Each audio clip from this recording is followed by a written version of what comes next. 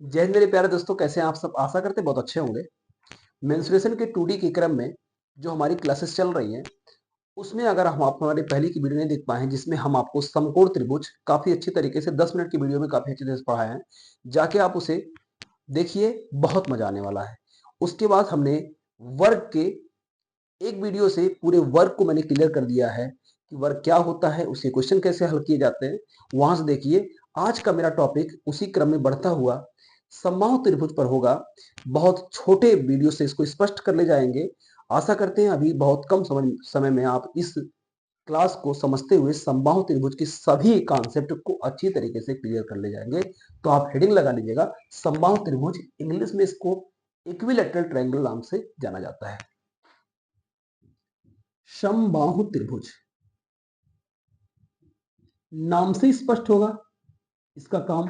सम मतलब होता है बराबर, बाहु मतलब होता है भुजा, यानी बराबर भुजाओं भी किसकी, त्रिभुज की। त्रिभुज में कितनी भुजाएं होती हैं, 3। तो फार्मूला और परिभाषा सब कुछ स्पष्ट करेंगे। पहले परिभाषा स्पष्ट करते हैं कि तीन भुजाओं से, तीन भुज मतलब तीन भुजाओं से घिरी आकृति जिसकी सभी भुजाएं बराबर हों, समबाहु त्रिभुज कहलाता है।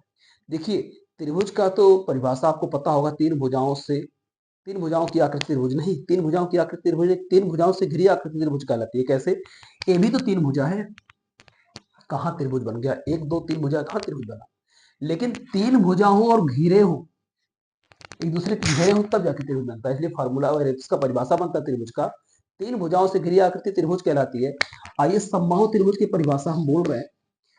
तीन भुजाओं से घिरी ऐसी आकृति जिसकी सभी भुजाएं बराबर हो और प्रत्येक कोण 60 अंश के हो, 60 डिग्री के हो, समबाहु त्रिभुज कहलाता है, इक्विलैटरल ट्रायंगल कहलाता है।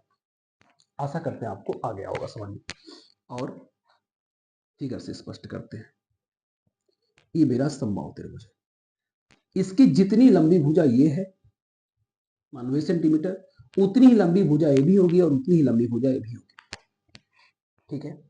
त्रिभुज के तीनों अंतः कोणों का योगफल 180 डिग्री होता है। यानी अगर मैं इसको मान लू ए, इसको मान लू बी और इसे मान लू सी, तो इन ए बी सी कोण ए बी सी का योगफल कितना होता है? 180। और तीनों भुजाएं बराबर होंगी।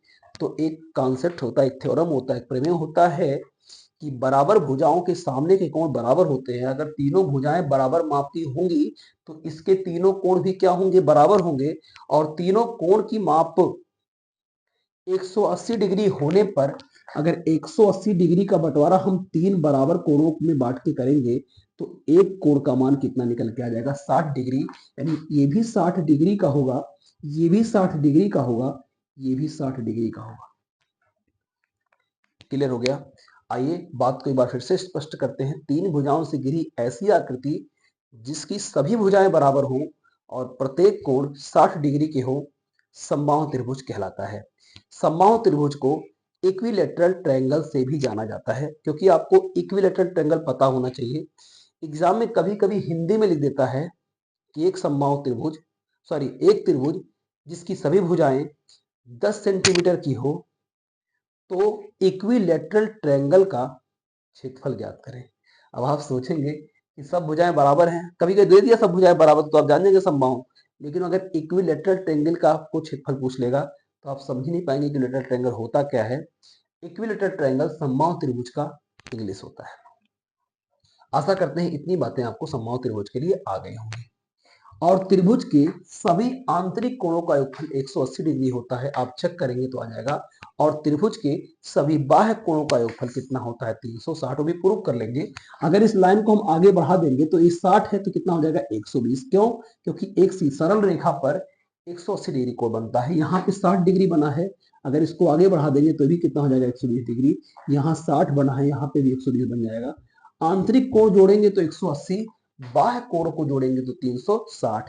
त्रिभुज के तीनों अंतः कोणों का योगफल, त्रिभुज के तीनों आंतरिक कोणों का योगफल, इंटरनल एंगल का अगर हम ऐड करेंगे तो कितना हमें मिलेगा? 180।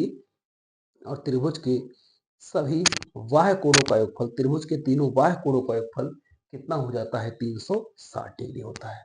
आशा करते हैं कि इतनी बातें आपको बहुत अच्छी तरीके से क्लियर हो गई होंगी। अब आते हैं इसके परिमाप पर। परिमाप मतलब मैंने भी बताया है, बाहरी माप, भुजाओं की माप। तो कितनी भुजाएं हैं, 3 भुजा हैं, तो ए, तो इसका परिमाप 3a होता है, यानी 3 गुणे भुजा भी होता है, 3a यहाँ पे गुणा का सिंबल होता है। और समबाहु त्रिभुज का क्षेत्रफल की बात करते हैं, प्रूव कर सकते हैं क्षेत्रफल के लिए, आप समझिएगा। समबाहु त्रिभुज का क्षेत्रफल होता है √3/4 भुजा स्क्वायर। याद रखिएगा, मैं भुजा की माप यहाँ पे ए रखा हूं, आपको पता होना चाहिए कि हाँ भुजा की माप मैंने कितना गिवन किया है, ए ले लिया है, तो इसलिए मैं ए को लेके चल रहा हूं। अब बात आती है कि परिमाप आपको पता हो गया, समबाहु त्रिभुज का परिमाप 3 गुणे भुजा होता है। समबाहु त्रिभुज का क्षेत्रफल √3/4 भुजा स्क्वायर होता है। क्लियर हुआ। अब आती है बात समबाहु त्रिभुज की हाइट की। समबाहु त्रिभुज की ऊंचाई कितनी होती है? समबाहु त्रिभुज की ऊंचाई होती है a√3/2, जहां a इसकी भुजा की माप होगी, किसकी? समबाहु त्रिभुज की भुजा a है, तो इसकी ऊंचाई a√3/2 होती है। समबाहु त्रिभुज की परित्रिज्या और अंतःत्रिज्या का अनुपात 2:1 होता है। समबाहु त्रिभुज के परित्रिज्या और अंतःत्रिज्या का अनुपात 2:1 होता है। और परित्रिज्या और अंतःत्रिज्या का जो हम बंटवारा करते हैं वो समबाहु त्रिभुज की हाइट से करते हैं। किससे करते हैं? उसकी हाइट से। क्लियर हो गई बातें ये हमारी? इतनी बात आप फिर से एक बार उतार लीजिए।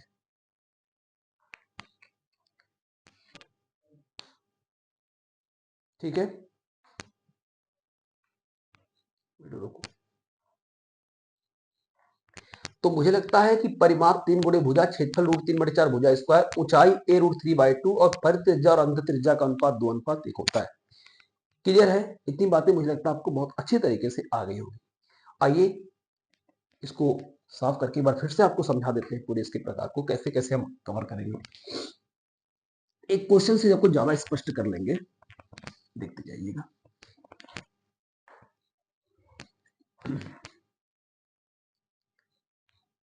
एक समबाहु त्रिभुज की भुजा की लंबाई, एक ही भुजा देगा, ध्यान दीजिएगा, एक समबाहु त्रिभुज की भुजा की लंबाई 10 सेंटीमीटर है। कितनी? 10। तो ये 10 होगी तो ये भी 10 होगा, तो ये भी 10 होगा। क्लियर है ना? आइए तो मैं पहला सवाल पूछता हूं, इसका परिमाप क्या होगा? बोलिए परिमाप कितना होगा? 10 तिया 30। अगर 10 सेंटीमीटर होगा 10 तिया 30 हो गया। मैं पूछूंगा इसका प्रत्येक कोण कितना होगा? अभी पढ़ाया हूं कुछ ही देर पहले, कितना होगा? 60 डिग्री का। और इसके तीनों कोणों का योगफल कितना होगा अंतर का? 180। और इसके तीनों बाह्य कोणों का योगफल कितना होगा? 360। समबाहु त्रिभुज की परित्रिज्या और अंतःत्रिज्या का अनुपात 2:1 होता है। और इसके परित्रिज्या और अंतःत्रिज्या को हम ऊंचाई को बेस मानकर इसको बंटवारा करते हैं। आइए स्पष्ट करते हैं। आइए इसके दूसरे पॉइंट की बात करते हैं, समबाहु त्रिभुज का क्षेत्रफल क्या होता है? समबाहु त्रिभुज का क्षेत्रफल होता है √3/4 भुजा स्क्वायर। भुजा का माप है कितना? 10। 10 का स्क्वायर कर देंगे तो हो जाएगा √3/4। 10 का स्क्वायर कितना होता है? 100। 4 से कैंसिल हो जाएगा, √3 इंटू 25, या आप लिख सकते हैं 25√3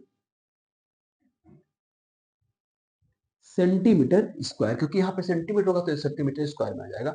ये हम उम्मीद करते हैं कि आपको परिमाप और क्षेत्रफल निकालना अच्छी तरीके से आ गया होगा। अगर मैं इसकी ऊंचाई की बात करता हूँ, समबाहु त्रिभुज की ऊंचाई क्या होती है, मैंने पढ़ा रखा है आपको। आप अगर नहीं देखी हो तो हम बैक करके एक बार देख लीजिएगा। समबाहु त्रिभुज की ऊंचाई भुजा√3/2 होता है। a√3/2 या √3/2 इंटू ए होता है। तो भुजा की माप है कितनी? 10। 10√3/2, 2 से कैंसिल हो जाएगा 5 बार, तो इसकी ऊंचाई कितनी हो जाएगी? 5√3। इसकी ऊंचाई कितनी हो जाएगी? 5√3। आशा करते हैं कि परिमाप, क्षेत्रफल, ऊंचाई आप सब कुछ निकालना अच्छी तरीके से जान गए। ठीक है, आइए क्वेश्चन और इसका लेते हैं। ठीक है, क्लियर है?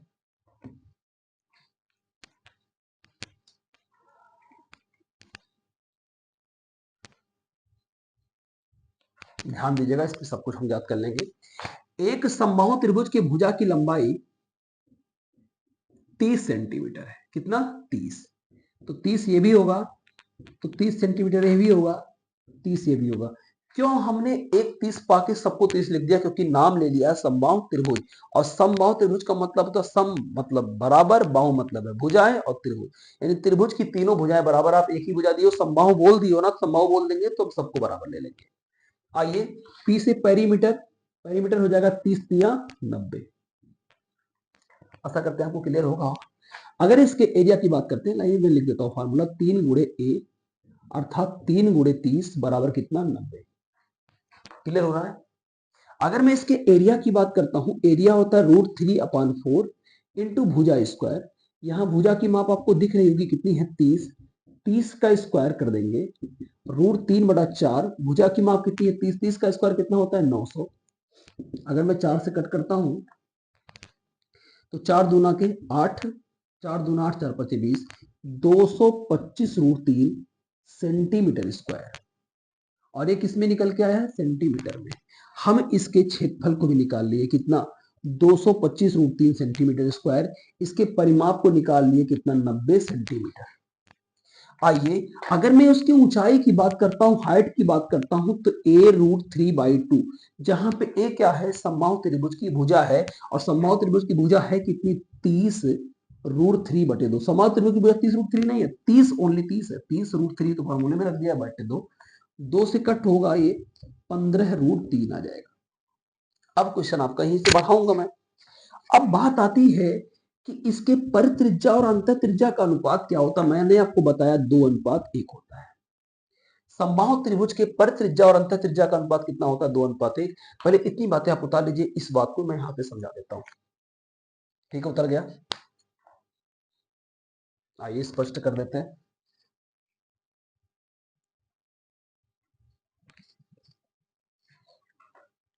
अब आप बताइए, इसकी ऊंचाई कितना आपने निकाल ले लिया? 15√3। टोटल हाइट की बात करता हूं, टोटल हाइट कितना ने आपने निकाल लिया? 15√3। यानी इसकी हाइट आ गई 15√3। इसमें हम बंटवारा करेंगे परित्रिज्या और अंतः त्रिज्या का। परित्रिज्या और अंतः त्रिज्या का किस रेशियो में बढ़ते हैं? 2:1 के रेशियो में बढ़ते हैं। क्लियर है ना? ये दोनों योगफल किसको बताएंगे? इसकी हाइट को। तो 2 और 1 3। अगर आप ऐसे नहीं, अगर आप रेशियो से पढ़े हुए हैं तो पूरी मेरी हाइट कितनी है? तो आपका जवाब होगा 15√3। इसमें परित्रिज्या निकालना हो, परित्रिज्या की माप है कितनी? 2, और टोटल कितना है? 2 और 1 3। हल कर लेंगे, परित्रिज्या की माप आ जाएगी। अगर बात करते हैं अंतर त्रिज्या की, तो 15√3 इसकी पूरी लंबाई है। अंतर त्रिज्या कितनी है? 1, 1 बटे में 2 1 3। हल करते हैं, 3 बचे 15, 5√3 गुणे में कितना है? 2। 5√3 को 2 से गुणा करेंगे, 5 दूना 10, 10√3। याद रखिएगा सिर्फ 5 में गुणा होगा, √3 नहीं, सिर्फ इसका उत्तर आ जाएगा 10√3 क्या? परित्रिज्या। अगर अंतर त्रिज्या की बात करूंगा तो 3 बचे 15, 5√3 को अगर हम 1 से गुणा करेंगे तो 5√3 आ जाएगा। आपको देखना भी होगा कि 10√3 और 5√3 दोनों को जोड़ेंगे तो कितना मिल जाएगा? 15√3। और 10√3 और 5√3 को थोड़ा समझाएंगे। अगर हम 10√3 को 5√3 से रेशियो ज्ञात करें तो √3 कट जाएगा, 10:5 बचेगा, 5 एकम 5, 5 दूना 10। क्या परित्रिज्या अंतर त्रिज्या का रेशियो 2:1 में नहीं ज्ञात हो गया? आशा करते हैं कि आपको परित्रिज्या अंतर त्रिज्या निकालना आ भी गया। कुछ लोग परित्रिज्या अंतर त्रिज्या को थोड़ा सा कठिन तरीके से निकाल रहे होंगे, तो उनके लिए एक मेरा छोटा सा ट्रिक भी है, वो भी समझ लीजिए कैसे ज्ञात होता है। चलिए, रेशियो क्या होता है परित्रिज्या अंतर त्रिज्या का? आपका जवाब होगा 2:1 का होता है, आपने बताया है। तो 2 और 1 3, 3 का मान कितना है? 15√3। अगर 3 का मान 15√3 है तो 1 का मान 3 बचे 15, 1 का मान 5√3 आएगा। एक बार फिर से स्पष्ट कर लेते हैं, 2 1 3, 3 का मान है 15√3, तो 1 का मान निकालेंगे तो 3 बचे 15, 1 का मान आ जाएगा 5√3।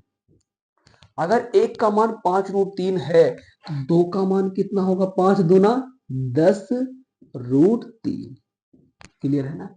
1 का मान 5 था, 2 का मान 5√3, और 1 का मान आपको पता ही चल गया कितना? 5√3 है। आशा करते हैं कि इस टॉपिक को आप बहुत अच्छी तरीके से समझ गए। थोड़ा सा परित्रिज्या के बारे में समझा देता हूं। कि परित्रिज्या कैसे बनती है, अंतः त्रिज्या कैसे बनती है, ना आप उतार लीजिए। हो गया, एक बार मिटा के समझा देते हैं। ठीक है, ये मेरा समबाहु त्रिभुज है। अभी परित्रिज्या मैंने आपको बताया है।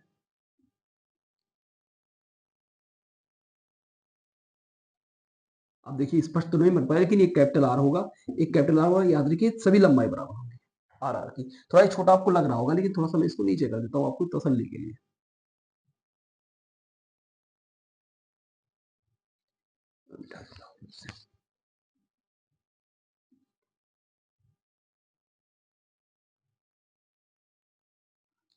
ये परित्रिज्या है, ये भी परित्रिज्या, ये भी परित्रिज्या। अगर मैं प्रकार यहाँ पे रख के इसके शीर्षों को मिलाता हुआ एक वृत्त का निर्माण कर दूं, तो यह वृत्त इसकी परित्रिज्या के अनुसार बनता है और इसको ही बोलते हैं परिवृत्त। परित्रिज्या से बना वृत्त परिवृत्त।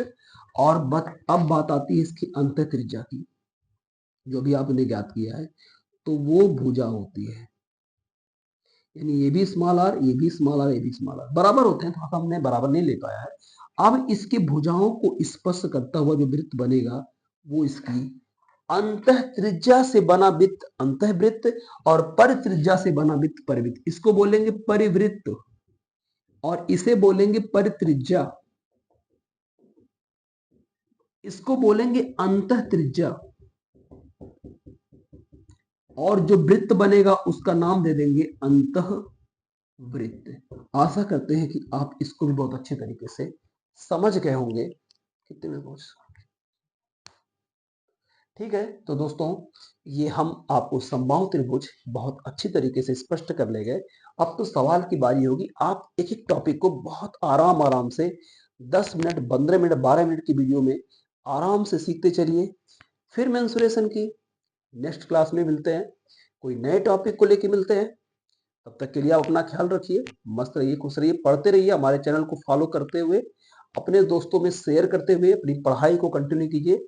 आपकी पढ़ाई में हम आपका एक पथ रक्षक के रूप में कार्य करते हुए आपके लक्ष्य में हम साथी बनकर आपकी पूरी सहायता करेंगे। बट आपको हमारे वीडियो को थोड़ा लोगों में शेयर कीजिए, जिससे और से लोग को जानकारी हो जाए कि हाँ, कोई यूट्यूब पर इतने आराम आराम से वीडियो को अच्छी तरीके से क्लियर कर रहा है, हर एक टॉपिक को क्लियर कर रहा है। दोस्तों फिर मिलते हैं, तब तक के लिए अपना ख्याल रखिए। गुड नाइट, बाय, जय हिंद।